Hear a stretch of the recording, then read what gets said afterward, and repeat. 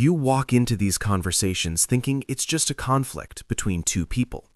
But psychology tells us something different. You're playing a game of connection while they're playing a game of control.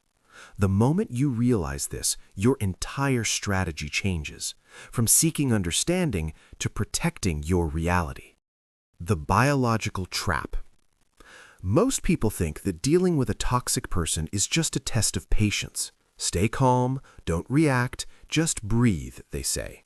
But here's the thing, it's not really about patience, it's a battle for your nervous system.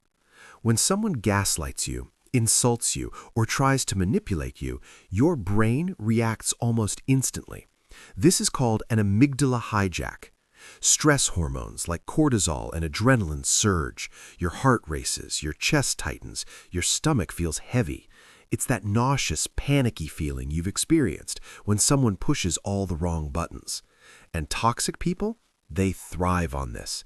They don't want a resolution, they want a reaction. Every time you snap, shout, or cry, you are giving them proof of their influence. Your energy, your emotions, your very sanity, it becomes their playground.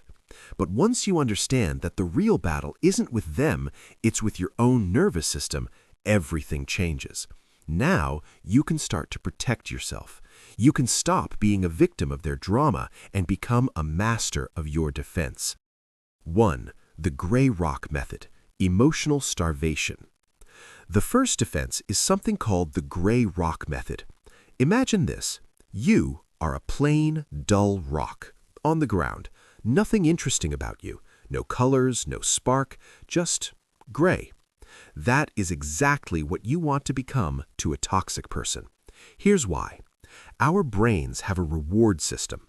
When someone sees you cry, yell, or overreact, they get a little dopamine hit.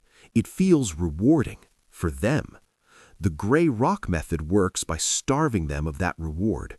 You respond with short, neutral phrases like, "I see." "Okay, that's your opinion." You don't yell, you don't argue, you don't give them the drama they crave, and over time, they lose interest. They move on. It's not about being mean or cold. It's about protecting your peace. Your emotional energy is precious, and no one else should take it from you. 2. Yellow rock, the professional shield. Sometimes you can't be completely unresponsive. Maybe it's work. Maybe it's co-parenting. Maybe it's someone you cannot avoid. That's where yellow rock comes in. Think of it as polite social camouflage. You're friendly, professional, and polite, but emotionally, you stay detached.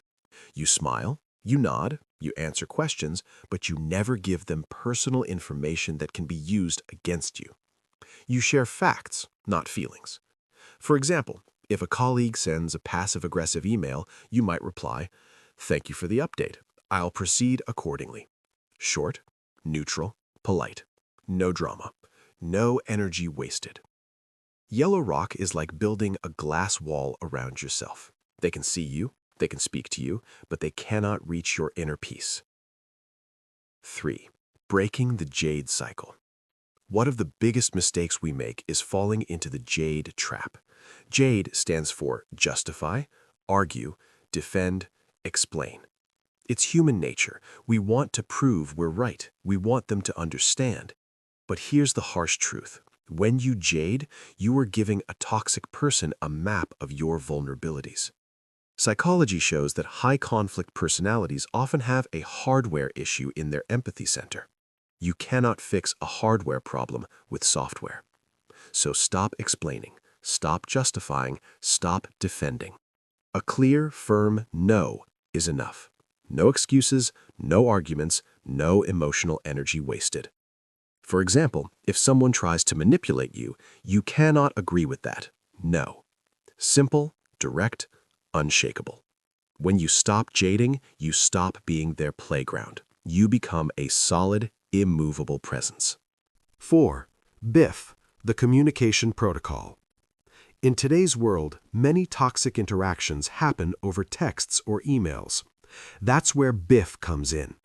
It's a communication strategy designed to protect your peace. BIFF stands for brief, keep it short, 2 or 3 sentences max. Informative, stick to facts only, don't give personal opinions.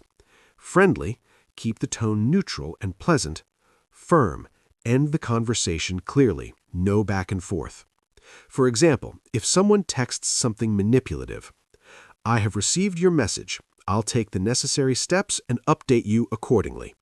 Short, calm, neutral, no drama, no escalation, and it leaves a digital trail showing your maturity. The reality log strategy. Toxic people often try to make you doubt your own memory. They twist events, they rewrite reality, they make you question yourself. The antidote? Keep a reality log. After every interaction, write down what happened, who said what, when it happened. Be objective, be precise. When they try to twist the truth, you have a record, a reference point, a way to protect your reality. This simple strategy keeps you grounded and prevents the confusion and self-doubt that gaslighting creates. Compassionate detachment. Dealing with toxic people is hardest when they're family or loved ones. Blood ties complicate things. There's love, there's obligation, there's hope they'll change. But sometimes the healthiest response is compassionate detachment.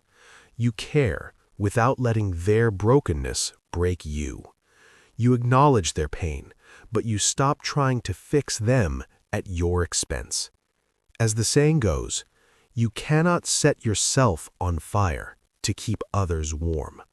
Love from a distance, protect your peace, maintain your boundaries. When you combine these strategies, gray rock, yellow rock, breaking JADE, BIFF, reality log, compassionate detachment, you are no longer reacting to chaos. You are strategically protecting your nervous system, your energy, and your sanity. This isn't about winning arguments. It's about winning your life back. Your peace of mind is non-negotiable. Your time and energy are yours, and no one else gets to take them from you. Your peace of mind is not up for negotiation. Toxic people steal your time and energy, only if you give them the keys. Today, you take those keys back. The goal isn't to win an argument, it's to win your sanity. Some battles are won by walking away. For more science-backed strategies on mental health, subscribe now and start protecting your peace today. Thank you for watching.